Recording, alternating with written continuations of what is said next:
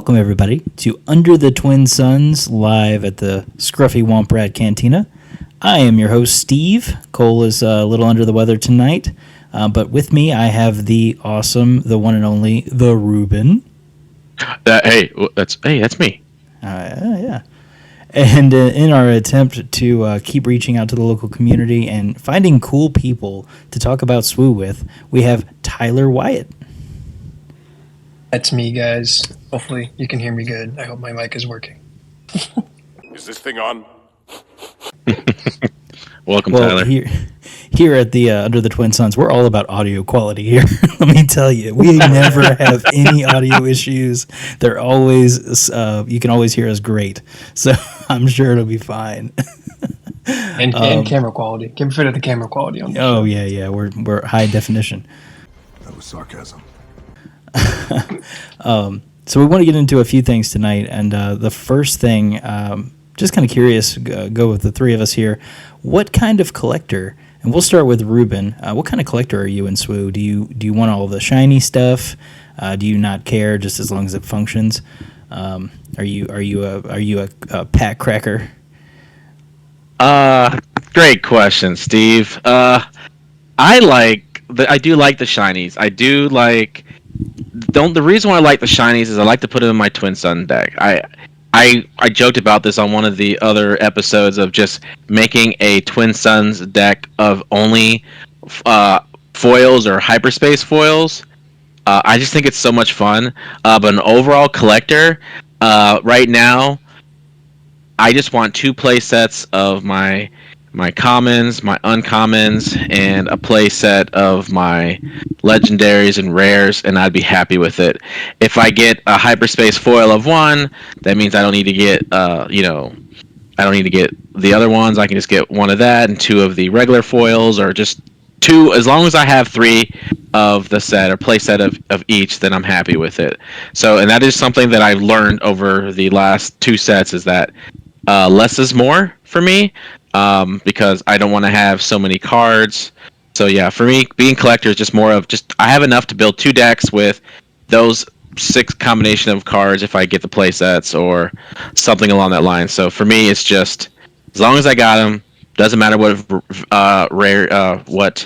variety they are in. But for my Twin Suns life, I like to make those shiny. But to me, as long as I have the play sets, that's all that matters. Twin Suns life. I like it. What about you, Tyler? What do you think? I definitely fall under I don't really mind collecting. Like if I'm missing 3 cards from a set, I'm not kind of going on my way to be like, who has it? Who has it? I need it. I'm kind of just looking at them. Is this going to work in my play style? If so, great. I love it. I'll keep it. If it's not, I might throw it in my trade binder, come to weeklies that week and be like, hey, I don't really play this card. Who does? Like if I'm looking at my binder, I see an Avenger. I'm not the kind of guy that's ever going to play that, so I will gladly hand it on to someone who will. So that's kind of my collecting mindset. I'm looking just for cards that I am going to play and put use to, and not collect dust in the back of my box. That makes a lot of sense. I mean, not about the Avenger thing. That makes no sense. But I know. I play nice. I know Cole is one of them guys that has to collect all the prestige. Like he's got all the prestige from Legacy of the Forest, and he's got it's all nice in his binder and everything. It looks really cool. And I'm the exact opposite of that. Does this work in Kira? Yes. All right, then I need it. If it doesn't, then I'm probably not going to get it. So, but yeah. For Twin Suns, I do like to have my stuff looking nice. So I've really gotten used to having hyperspace, at least hyperspace and everything. So, but no, for Premiere, is it villainy? Then I'll probably get it. If not, then I'm not. Yeah. Cool. So, Legacy of the Force, speaking of which, has been out for over a month now. Anything you guys are brewing up? Any combinations of leaders that kind of excite you for Twin Suns? Like any fun synergies that you may have come across that you hadn't immediately thought of when the set was spoiled? Tyler, let's start with you this time. Yeah, I mean, I dug through this earlier today to kind of get an idea because since Jump to Lightspeed, I kind of run into the same Twin Suns list for a while. That being Poe and Finn because that's the best combination you can make in this game, I think. Oh, But sure. I was looking through the What a Legend of the flex. Force. I was looking through Legends of the Force leaders, and I think one of the coolest ones I came across is Anakin from Legends of the Force paired with Chirrut from Set One. Only because when looking at it, heroism upgrades are good and all, but since grinding out Kylo a lot, I've discovered that villainy has much better upgrade options, and you can just kind of use that Anakin with a Force base, use that Force token to go Fallen Lightsaber onto that Chirrut and just stick him around for a long time that you couldn't do without the Anakin leader. That's really cool. I didn't think about that. You could like throw a fallen lightsaber on your Chirrut. That's kind of nuts. And then around Barrage turn 2 or the Oh, next yeah. turn. You see, we'll make a villain player out of you yet. Hey, sometimes you gotta turn to the dark side. What can I say? He's calling, and you just gotta go. Yeah, you can't hang up on him.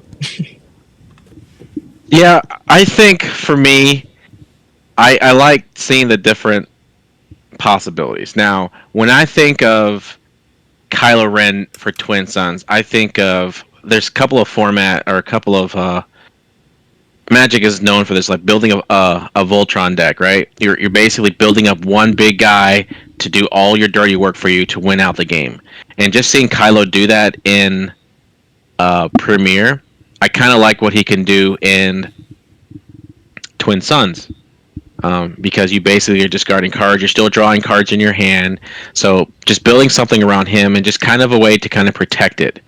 And I think one of the best things about Twin Suns is that you are playing the singleton format, right? So you're only going to get one of all this stuff. So you can literally put everything in there. It doesn't, I just think of like all the different crazy upgrades you could put in here just because you can. Just building a deck just to protect him is probably the coolest thing. Once he flips, he's good. So I guess for me, just building Kylo Ren, building up someone to pair him up with, to be to someone to kind of like, okay, how do I make this work? And for me, I really like Revan. I really like Revan. I really do. I've been playing around with him in Premiere a little bit, and I just think he's so much fun. Just when you attack and defeat a unit, you can exhaust them and then put an experience on that unit. And I just think that's just really fun. And he flips at 5. He can basically start putting some threats on the table. And just for me, I just like the fact that people are hating on him or whatever. I just think he does he have to be meta? No, but he's just fun, and that's the most important thing about Twin Suns is you're having fun, building a theme about something that just came to you while you're walking in the grocery store. Like, oh man, that sounds kind of cool. Let me just try this out. And that's how I came up with some of my decks, just because I was like, oh, that just seems kind of cool. So yeah, for me, I would just like to try something that is just a little bit off what normal people. We be playing like, oh, Revan. No one wants to play Revan in Premiere, but I'll play him in Twin Suns. So yeah, I like those two as a combination, just because I think it's just fun. That's all. I could picture Ruben now, like reaching for the milk, like snapshot reflexes. Yes. There you go. I've been thinking a lot on this week about because my immediate thought was the new Anakin with like Avar, because like Avar is the one that I've really been looking at with Twin Suns, because you don't have to run the Force base with her. She just gives you the Force. So the new Anakin could take advantage of that, or like Obi-Wan or all these other Force payoff leaders.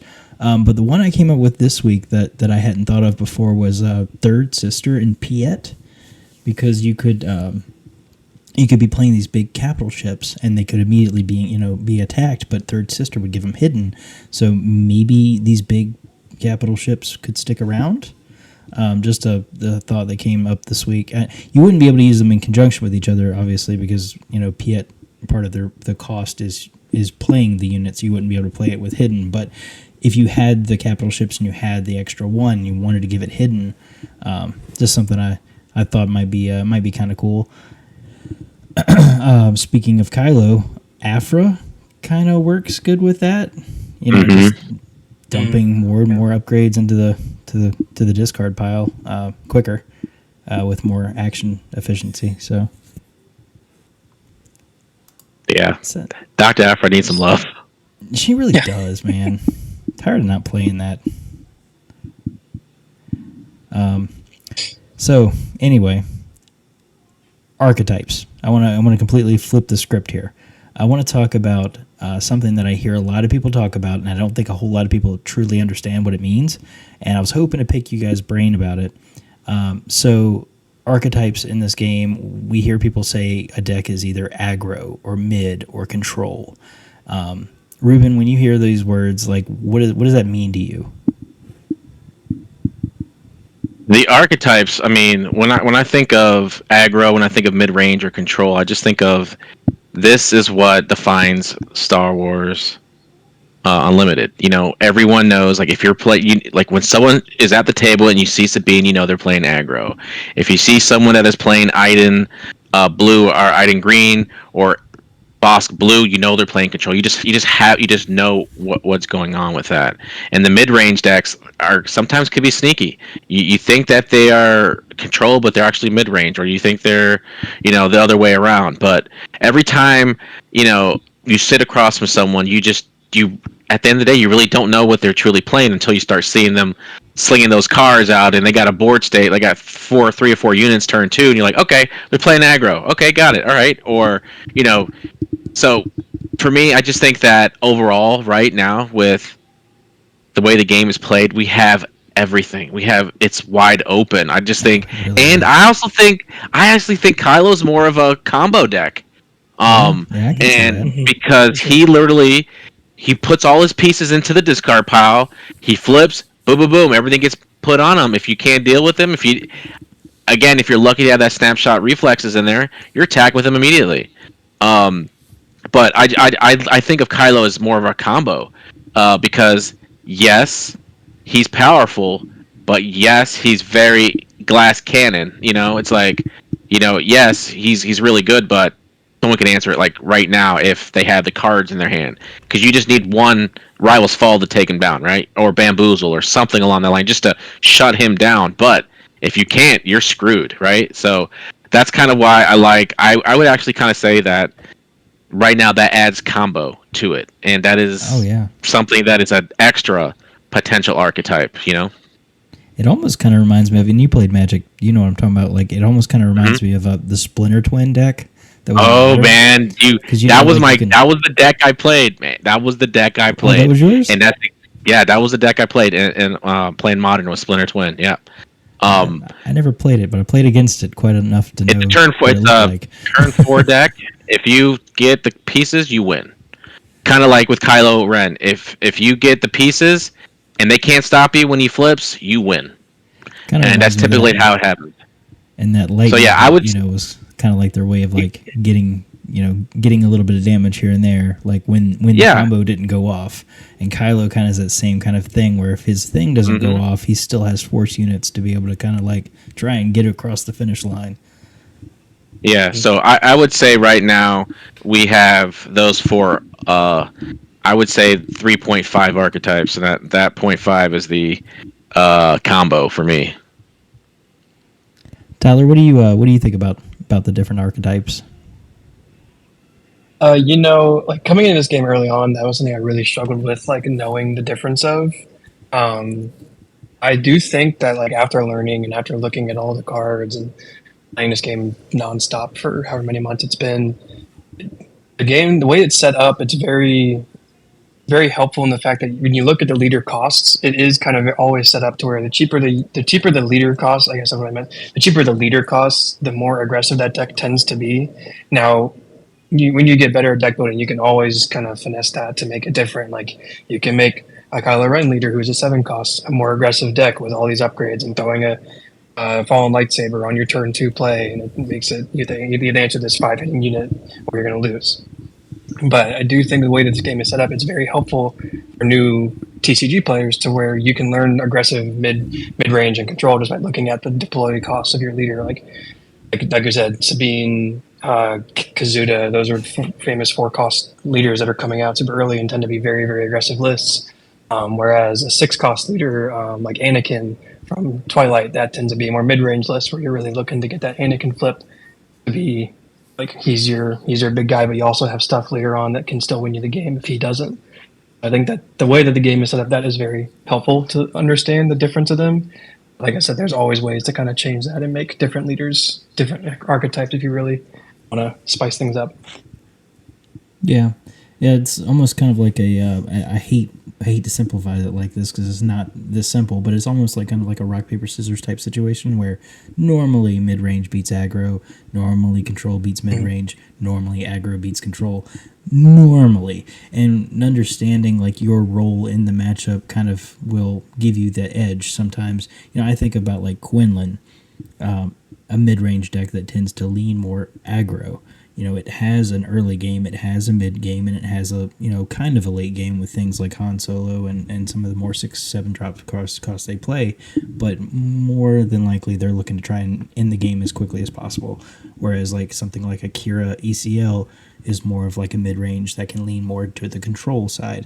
They have an early game with things like Pike Sentinel and Hylabon Enforcer. They have a mid game, with things like Loam Pike or just playing Power of the Dark Side. And then they have a late game with things like Avenger and Devastator. So like understanding like what your opponent has and what you have, and then understanding your role in the matchup. And I don't want this game to go long, or I do want this game to go long. Kind of understanding that gives you a massive bonus to whether or not you can win the game or not.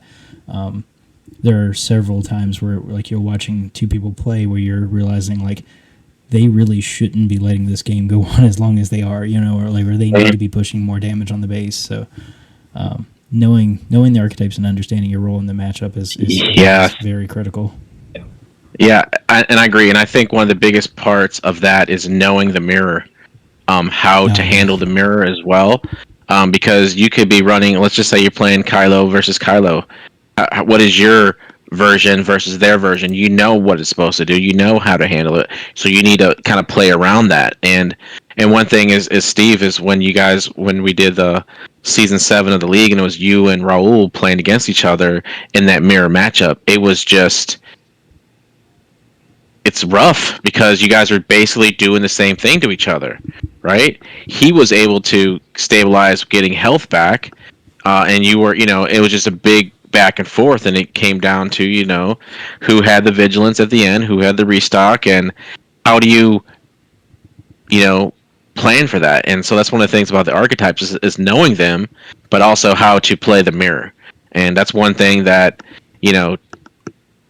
as part of the growth of the game itself is, how everyone views it is how to play the different archetypes, but also how to play against yourself if they're playing the same deck as you, or the same base, or maybe there's a variation of it.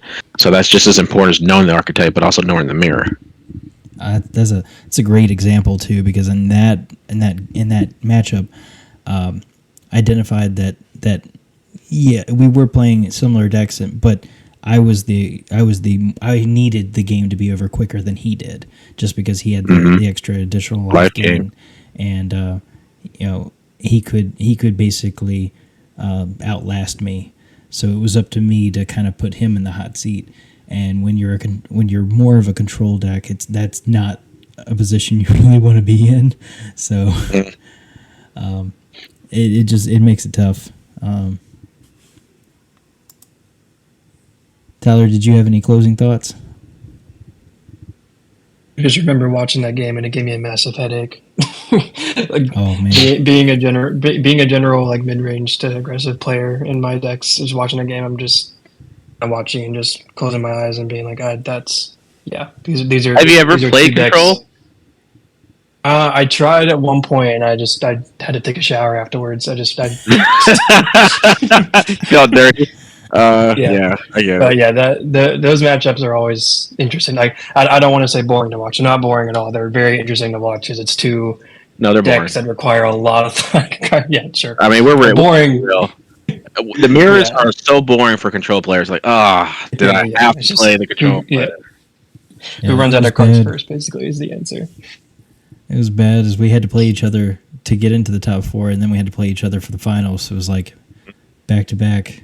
It was rough. Anybody going to the PQ this Saturday at Midlothian? I know I'm going. Tyler, are you going? I will be there. Nope, And not Rube- this time. Oh, Not this okay. time. I'll be sending you guys positive vibes. Do you guys decided what you guys are gonna be playing?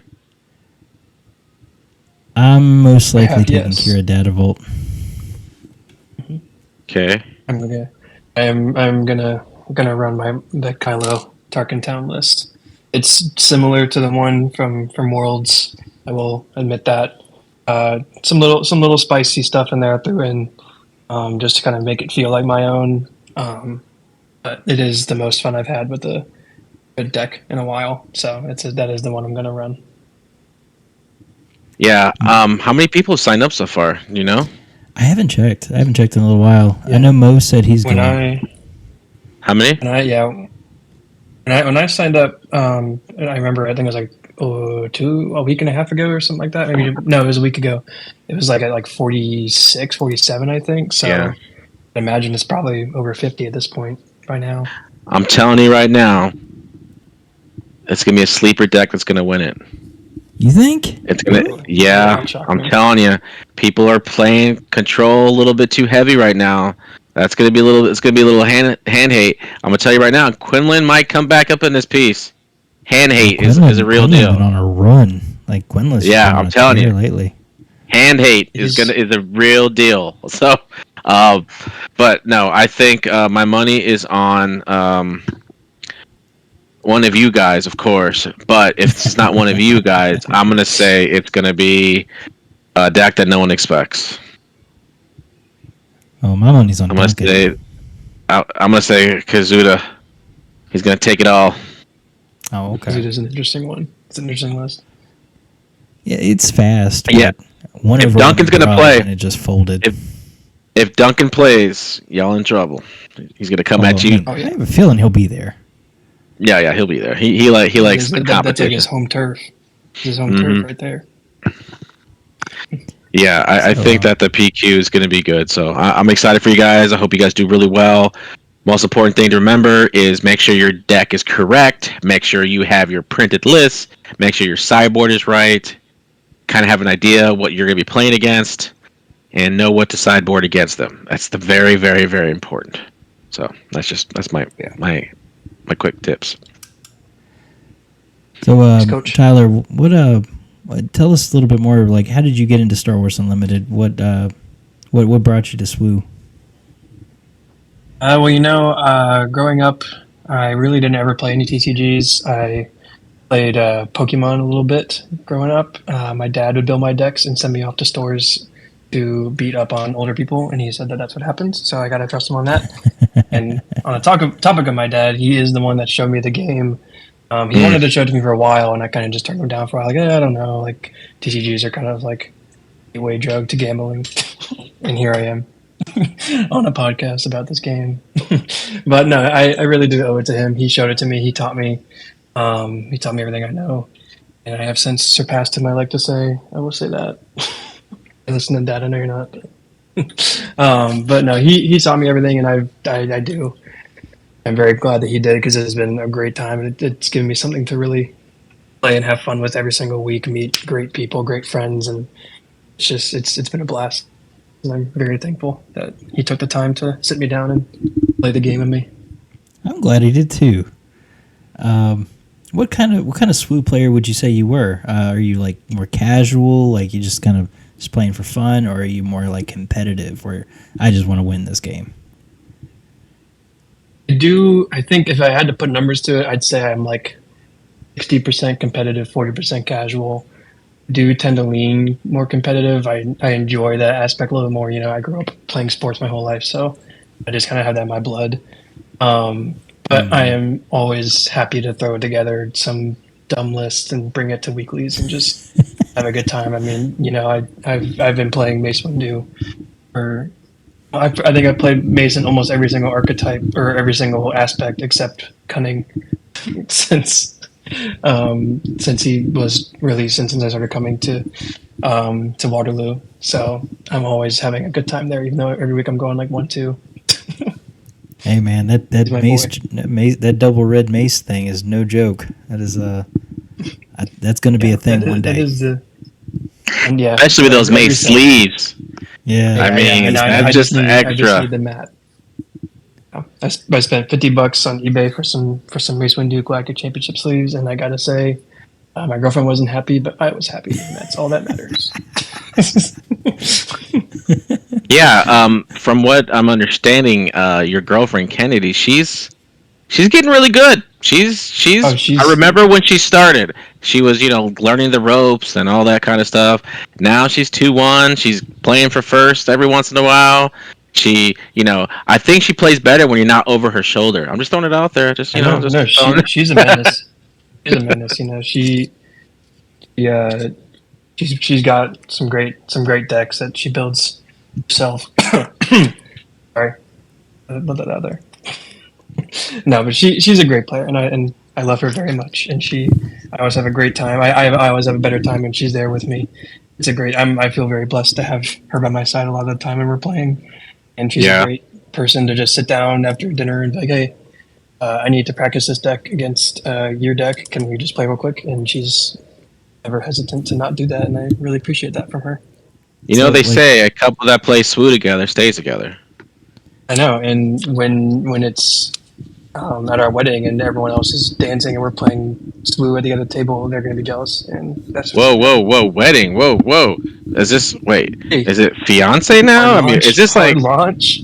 Is this like something that we just Hey. we need to edit later or what? I don't know.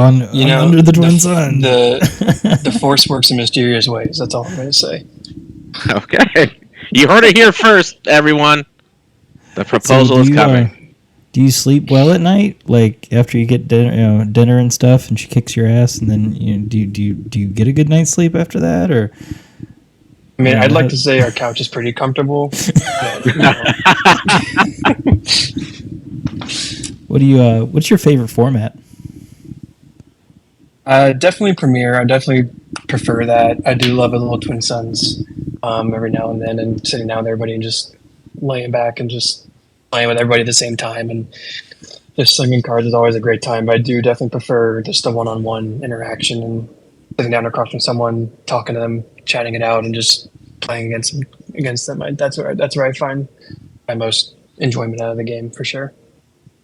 Nice. Yeah, every time I play against you, Tyler, you're like, you're just like, I'm ready to go. Let's go. It's like, we want to play again. You want to play another one. And it's because you want those reps, right? And it's one thing that I noticed about you is that about getting good at this game is it's not just about just deck teching or theory crafting about this or that. It's about the reps. You have to play it. You have to see what everyone is doing. You have to play against it. Like you're like, hey, I want to play my deck against your deck, and then like certain decks do really well against your deck, and then you do really well against certain decks, and that's kind of talking about what we were doing earlier about knowing your archetype, and it's a big deal. So yeah, so I always enjoy playing against you, Tyler. I think like you make me play better because I know that you're trying to be good at this game and be consistent at it. So yeah, so every time we play against each other, I'm definitely giving it everything I have, and of course I always try to like, hey, say something like, hey, this is how I would do it as a control player. This is what I would do, and this is how I handle this, and it's always good. And I always say, hey, here's my sideboard, and this is why I sideboarded against you, and I think that's just a good way to not only teach but also learn, because again, knowing your archetype is huge, and anything that you can get, any information from your opponent, is good. And you can also tell when you play against people, you see some tendencies that they do. But yeah, I think it's cool. So every time I play against you, Tyler, it's always a good time. Appreciate it. Yeah. And on that topic, I just gotta, while I'm here, I gotta shout out everybody on this podcast. I owe them. Like I said, my dad obviously showed me the game, but you guys, Ruben, Steve, Cole, Chris, everyone, all you guys helped me out a lot in this game, and I owe a lot of how far I've come in playing this and learning, and my enjoyment of this is really aiding on you guys, and I really appreciate that. So I want to get that out there. So huge thank you to you guys. When you're on Yeah, TV and I want you're my making 20 millions, bucks just too. remember this. Yeah, exactly. Yeah. Still owe me $20, so yeah. Yeah. I'll make sure to cut my PQ man in fifths. There you go. All right, we're going to move on to our deck spotlight of this week. Deck spotlight is brought to you by me. I decided to do a deck this week called Lock X Foils in Attack Position. My leaders, I decided to kind of challenge myself this week and do heroic. Normally, I'm a villain player. I don't mess with them dirty heroic people. But I wanted to challenge myself and build a Twin Suns with some heroes. So I chose Rey and Akbar, and my base is a command, just a simple 30-point base. But you could do Data Volt if you wanted to play 10 extra cards. I decided I'm good with just the regular 30.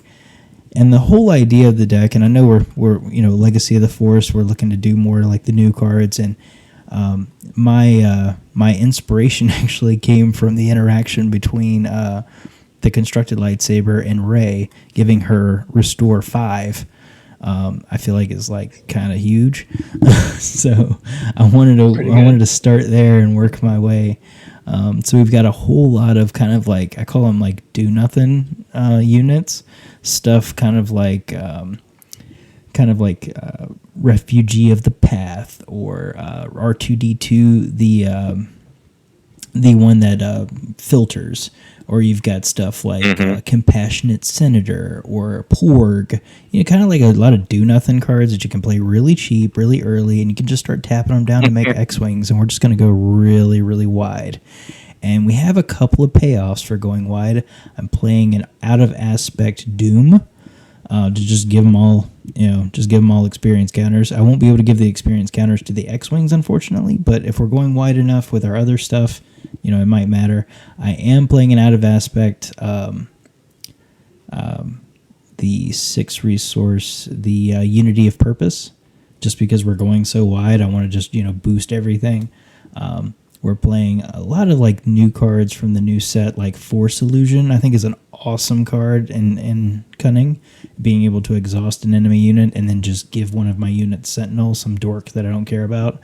But yeah, the idea of the deck, go as wide as possible, get as many actions on my side as I can, so that there is no soft passing in this game. So I want to make sure that if I'm waiting to see something else, I can do something else. So that's kind of like another, I think, huge boon that the deck has. And so yeah, we're playing a lot of really fun stuff. Got Clone in here. We've got Watto, Rey being able to turn a lot of these dorks into legitimate, kind of beaters. Yeah, I love Rey. Oh yeah, I know.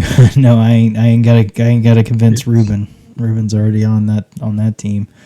Got some great events from the new set, kind of like Calm in the Storm, I think is fantastic. Being able to exhaust one of your Sentinels. Yeah, that's a cool card. 2 experience down. I mean, that's huge. So yeah, it's my deck tech this week. Not sure if I'm going to build it this way or I'm going to keep tweaking it. I think this is pretty close to how I want it. I may make a couple of tweaks here and there, but this is pretty close. Nice, dude. I love it. I love it. I love Twin Suns talk. I love all the different decks. If we could only play all the decks that we come up with all the time, that would be so much fun. That's, I love it. And when you say Rey, I'm all in. Whatever. You could be Rey by herself. I'm like, all right, let's go. She's gonna be great. Let's do it. Yeah, if only we had that time. All right. Well, we've got a new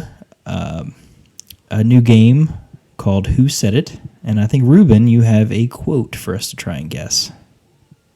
Yeah, and I know, Steve and Cole are pretty much the connoisseurs of Star Wars lore. I don't know where you sit at with all this, Tyler. For me, whenever they're talking about something, I'm like, wait, what's that from? And that's kind of why I enjoy, doing these different quotes. So here's... Oh, and Chris, too. I'm going to say it. Chris is good, yeah.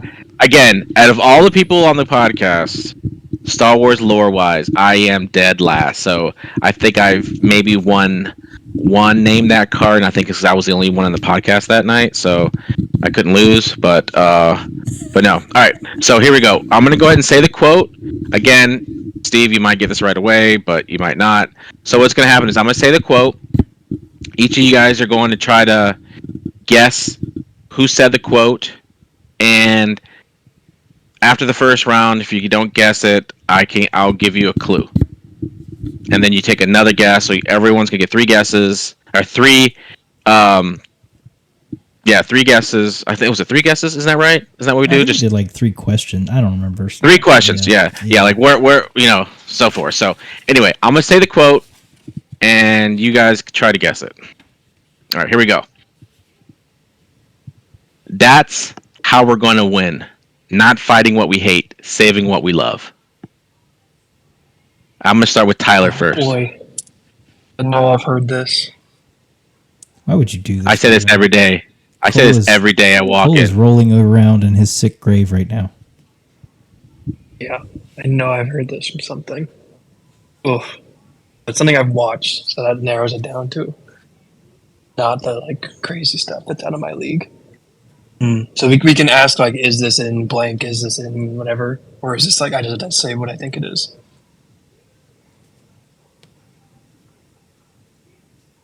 No, you can. I think this is where you try to guess it, and then I'll give you another clue to give you a better guess. We then change the rules every week, but it's whatever everyone wants to do. Yeah, it's my turn. I'll make it up as we go. Yeah. All right, was this Padme? Nope. Said this. Okay. Steve, I hate you for making me do this, but at the end of I just remembered it. Yeah, at the end of The Last Jedi, Rose Tico says this to Finn, and it's after she stops him from killing himself and saving the day. And I was much really like most characters in the sequel trilogy. Yeah. Yeah, it's like, what happened to Finn? What happened to Rose? I don't know. We have 3 different people making this movie now. So, well, congratulations, man. You win absolutely nothing, but you get to tell all your friends that you were able to, remember the quote and say exactly where it came from, and that's a good thing, man. That's some clout you got there. So, congratulations. Yes. I don't know what took you so long. Okay. All right, guys. Well, again, when it comes to quotes, I just go for the characters that I like the most. So I just pick those first. So again, there you go. I like Rose. Rose was one of my favorite characters.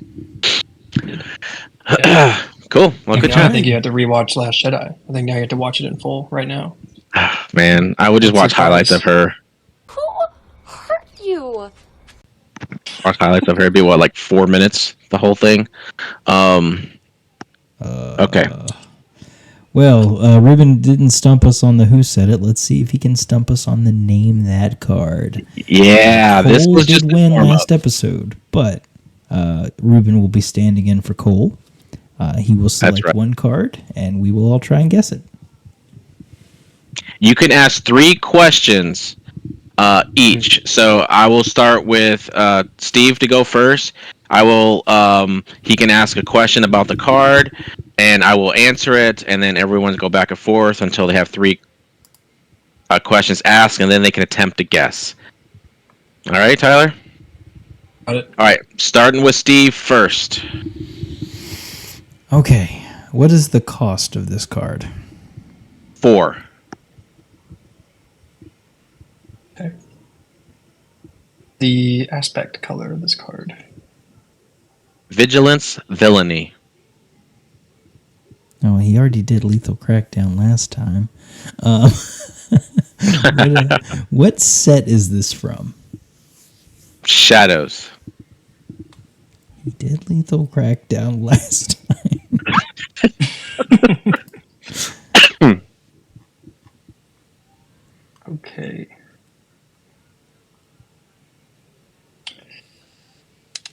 I have an idea, and I'm worried if I ask this question, it'll just give it right to Steve. Let me do my homework real quick. You mean, don't be searching on Star Wars Unlimited or anything like that. I hear you clicking and clacking over there. I'm just I'm not. Let me do some research real quick. Hold on. Okay, I'll ask this. Hold on. Click, click, click, Okay. click, click. I'm gonna ask this. Hang on. Let me just Google all cards. Hey Siri, show me all the cards.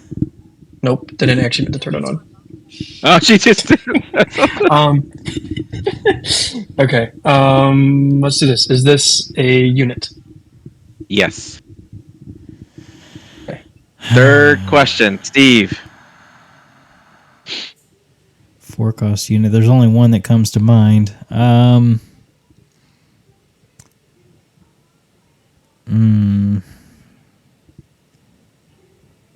Okay, does this card have a keyword? What is the card's Yes. keyword if it does? So this is your third question, right? Yeah. All right. The keyword is grit bounty. I'm gonna use this question. What is the name of the card? That's a first. That is a first. You can answer that, and then I just know it. I mean, I don't see it in the fine print. That's what I'm clicking and clacking at, looking at the fine print of this rules. That's totally you legal. You can't. I mean, if you, It's legal because you can answer it, and then I'll just know it. yeah, that's true. Do you want to have another question, or you want to do a guess? I think I'll ask another question because I can see the image of this card in my head. I just don't know the name of it. Okay, well, give me the image of it and tell me what. And then that's kind of what we've done before in the past. Like, if you can explain what the card is doing or whatever, then that's just as good enough for us. Okay, in my head, I think it's.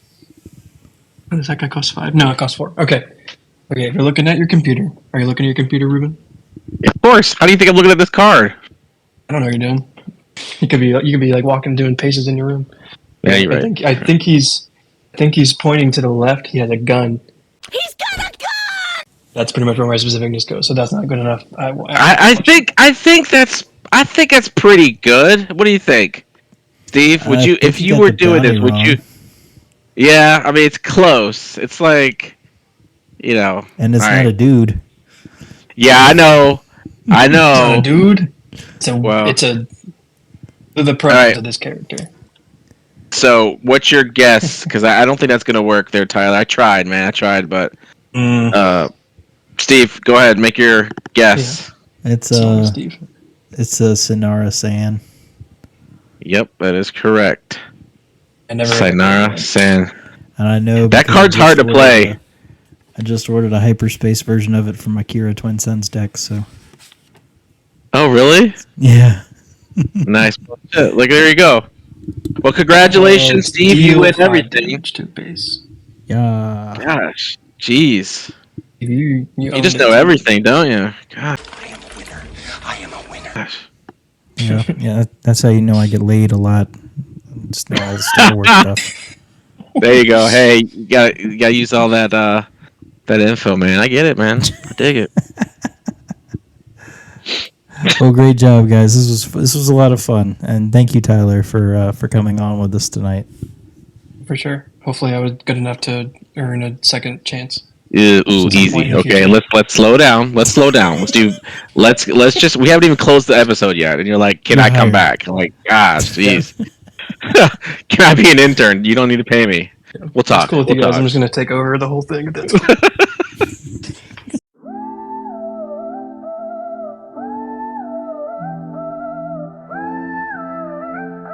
Yo, welcome to the galaxy. Far, far in the zone. 5 voices in the mic, making this place feel like home. Cole got the Jedi mind, flips cards like Yoda. Steve's strategy sharp, slicing decks like a vibroblade quota. Ruben's in the cockpit, pilot in the flow. Chris brings the heat, thermal detonator glow. Jonathan the closer, playing wild, unpredictable. Star Wars Unlimited, man, it's unforgettable. Unlimited cards.